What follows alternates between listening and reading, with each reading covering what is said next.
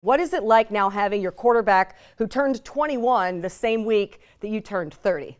Yeah, it's different. I find myself every now and then like talking about things that happened, when I was younger in my career or guys I played with, and now it's kind of getting to the point where like these guys have no idea what I'm talking about or who I'm talking about. So, I think I heard Vinatieri say this one time was the great thing about the NFL is even as you get older, the young guys always keep you hungry for, bettering for yourself, bettering for the team, and it kind of keeps you a little bit more up to date with pop culture. So I say like 30 sounds very young to a lot of people, but in football terms, it does sound a little bit older. But it's awesome. I've seen the organization change so many different faces, and it's been awesome to just be a part of it for so long. This is now another year that you have been elected as one of the team captains, fourth year, correct, for you as the team captain, alongside guys like DeForest Buckner, Kenny Moore, you mentioned Shaq Leonard, and then the offensive side of the ball, Quentin Nelson, Ryan Kelly, and Anthony Richardson, all captains as well. How high of an honor is that for you alongside the many, many accolades that your resume now carries? It's the one that I hold in highest regard. Just being selected as a leader by my teammates, just knowing that they have that trust in me and that they believe in me to give me such an honor, it means a lot to me. It's something I never take for granted. I'm truly appreciative of and something I look forward to earning every day. Joining me, the man who is behind the play that had everyone talking at Lucas Oil Stadium, DeForest Buckner. What felt like it took longer, the play itself that resulted in your touchdown or the review after it? I would say the play itself, to be honest. Yeah, it was, I didn't even know how to feel. You know what I mean? It kind of the play just happened. It was a good heads up play by Z as well. So I'm just glad that they counted it. Defensive guys, especially linemen, don't usually get an opportunity to celebrate a score in the end zone. How much were you kind of just milking that time in the end zone? But then also, you got a bit of a second celebration when they did confirm that the call would be upheld. No, yeah. So it was funny because if you watch the play, I'm kind of like still thinking like, does this count? You know what I mean? So I didn't really celebrate. And as soon as they confirmed it, that's when I really celebrated because it was just like, I don't want to celebrate for no reason. Absolutely. They just have it all ripped up right out of your hands, exactly, right? Yeah. From that angle, that's close, but not ruled a touchdown. You saw what was the long-awaited eventual touchdown for Kylen Granson right there. First division win of the season, first win in general, first career touchdown, just all the milestones in Houston last Sunday. You never really got a chance, though, to celebrate the touchdown. So should we just, open up the floor right here? This is the end zone. What would you have done? Give us the celebration touchdown, Dan. Honestly, it was going to be a spur-of-the-moment thing, so I don't even have a plan right now. So it was going to be whatever emotions were going through my body at that point in time, that's what was going to come out.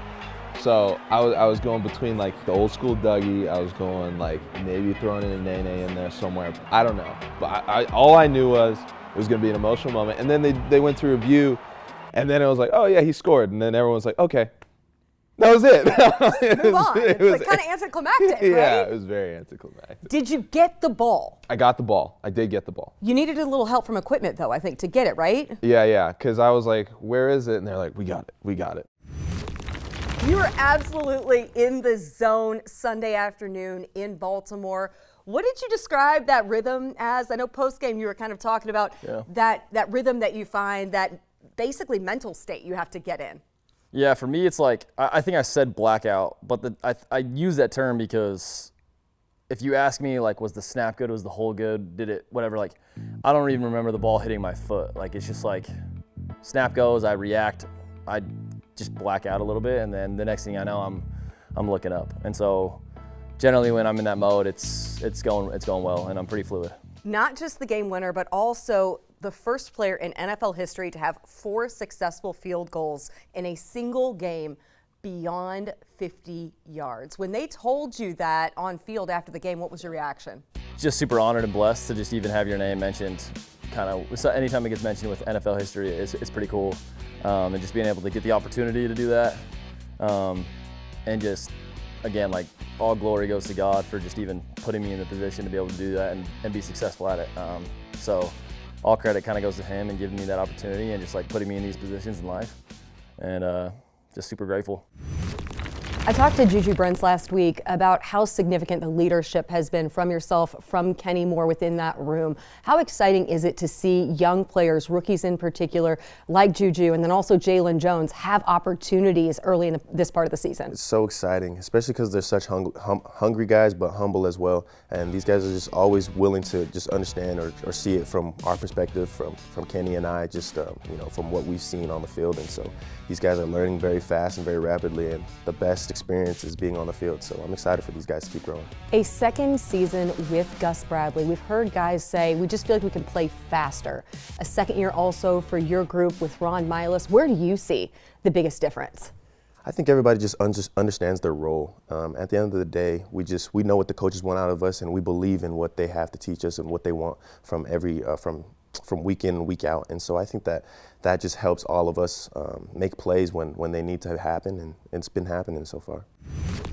When I really first came in here, I kind of avoided those like speaking roles because I stutter from like time to time, and I still do. So I would shy away from that because people that didn't know me, they'd be like, why can't he talk? You know what I'm saying? And like, there's no specific reason, like it just happens.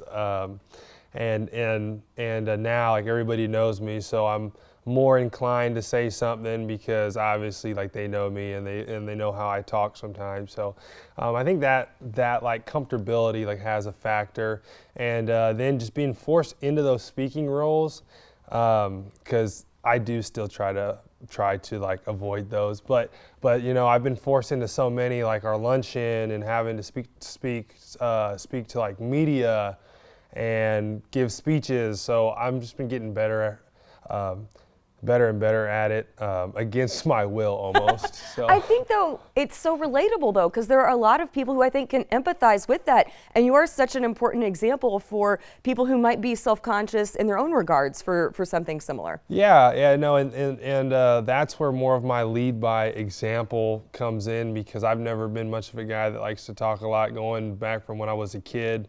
Like my mom would tell me stories where like I like just like I'll go a whole day and not say anything. So that's kind of been who I am until it's time to talk trash, and like then I'll really start talking. But other than that, I tend to be more on the quiet side and just do it. And I know your rookie quarterback, Anthony Richardson, obviously out for the season due to injury. It was a small sample size that we got to see you guys on the field together. But you had plenty of time of watching him develop that early part of this season. What indication do you have of what this offense is going to be for years to come with the future of Anthony Richardson, and now you're locked in long term? I think the biggest thing I saw was a poise from a young guy. When you have a young quarterback, a lot of times they may get frantic, maybe a defense they haven't seen before. They can tend to get frantic with the ball. I mean, I've seen a young guy who just stayed poised the entire time. And it was really, I think, Los Angeles Rams. I mean, just watching him rally guys around him and will the guys around him to play at a higher level. And I think that's what you want, especially out of a young quarterback. With all the experience, all the perspective that you have, what is the advice that you share with Anthony as he goes through these next few months? Certainly going to be challenging, but with his entire career ahead of him with so much excitement to look forward to. Really let him know to just remember the goal at hand. Just previously coming out of that injury stint, knowing some days could be mundane. You may not get that progress you wanted that next day, but understand the long-term goal is to get back on the field and do what you love. So take it with every single day. Just take the next step little by little. Another person who cannot get to you quickly enough to celebrate you both times, your head coach, Shane Steichen. What did he say to you over on the sideline, then later in the locker room? So let's finish. So after the first one, not even to him, I was already telling the guys, like, I got some more left in the tank. I got some more left. So if I got some more to give, then whatever it is that's asked, you got to fulfill that for the team. So Coach Shane brings a lot of great energy, great vibes to not only just the defense or myself, to the entire team, to this organization. I really like his presence as far as approachment on, how you doing, or, how your family doing, or whatever it is. So just something so small like that can go so far. Shane's just that type of person. He's that type of competitor. He's that type of leader. as adversity or as, different things, approach us throughout the season, he doesn't blink, he doesn't flinch. He accepts whatever comes with the situation and is ready to attack the new environment, regardless of what it means. And I feel like that type of energy is just infectious to our team. Love competing with him. I love how he pushes us throughout the week. He understands us. He understands ball, and I think he just cares about winning. And he's going to push our guys to compete, regardless of what's going on. And I think that type of energy is just contagious to our team, and I think you can see that on Sundays. And you have found so much consistency this season. I know we're pointing to that performance individually, but that's part of a much bigger picture. It's really been a breakout year for you in its entirety. How do you describe this journey for you, going back to that rookie season when you came in, drafted, coming off that Achilles injury, and then not able to play until very late in the season, almost treating that like a redshirt year, if you will? Yeah, I mean, it was tough early as far as just getting acclimated mid-season and just kind of coming in and getting it all thrown at you. Yeah, I mean, it's been good. It's been a fun process. Obviously, it's had its ups and downs, but it's been a fun process, just working to get to this point. And, it's just part of the journey. I still have a long way to go to get where I want to go. So, yeah, I'm just, excited to have been able to have the opportunity and to continue to have opportunities. There is something special about this defense right now, the way that you guys are all working together, especially with that rotation you guys have up front and how effective you guys have been as a defensive line. How do you describe the chemistry that you guys have built, and what's to credit for that? I think it's just we don't have many egos in our room. That's the main thing, You have guys who come in each and every day, and they love what they do. And most important, they love each other.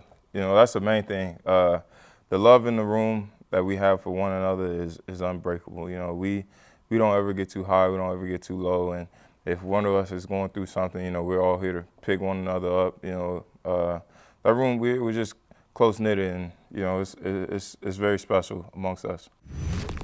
When we see Michael, the physicality that he brings onto the field, but where has he had the most impact on you, especially as a leader, as one of the guys in that room who is leading the offense? He's been great, just a great teammate for me to have. I think he's been great for my confidence. He keeps me up, he lets you know, just like, hey, we appreciate you, you're a good player, your time's coming, stuff like that. Because I think he knows, he says the same thing. He was saying, my first year or two, I had T.Y. here, and he's like, you just gotta be ready to make the play when the ball comes to you, because you're not gonna be that guy, the number one guy that they're looking to go to. But he's like, the ball will find you at some point, so he's been good with that too. New face, though, your head coach, Shane Steichen. What is it about the way that he kind of calls the game and empowers guys within this offense that excites you most, with the versatility and the way he likes to use guys in different ways? Yeah, Coach, he's a genius in the way that he draws up the offense and, gets the ball to the playmakers, can move all the pieces around and scheme it up well. It's awesome. It's a fun offense to be a part of. It's an exciting offense to be a part of. So, I think we're just scratching the surface in year one, and so it's a really bright future. And, having a leader like him, he brings that energy. Guys want to play for him, want to work for him. So it's been nothing but great. We've seen Zaire come in a couple of weeks on those fourth down calls that have both ended up going to you. Is he trying to come for a touchdown? It sounded like he was politicking to get a touch there. Man, the one last week, he was actually the second option. If I wasn't open, the ball's supposed to go to him. He tried to say he was open, but he didn't even turn around and look for the ball. So you watch the replay, he's looking at me the whole time. But hopefully we get more plays in, and hopefully he could get one. Because, if Zaire gets one, the way he talks, we're not going to hear the end of it. Hey, you're going to have to help him get the vision, get it turned around right there. Yep. I don't know. He might have been nervous. Because we were in the huddle, I'm like, yo, your hand's ready. Because, it was cold that day. He was like, man, stop playing with me. I'm like, I'm being dead serious. It's cold. You have a chance to get in this football. You lose Anthony Richardson earlier in the year. You have been without Jonathan Taylor for periods of time. Losing Grover for 6 games. Losing Dallas Flowers to start the season. Yeah, Braden Smith has been out. So many pivotal pieces of this team, though. How has that adversity kind of built you guys up to prepare you for where the stakes are now with these 2 games to go, that you've been almost kind of galvanized and strengthened through it? I think some people look at those things as adversity, and we look at those things as opportunity.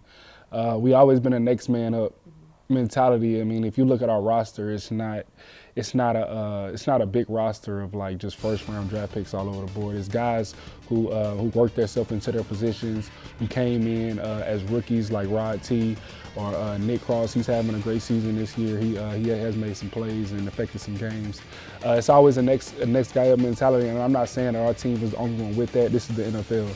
Everybody is capable. It's just when you get your opportunity, can you show it?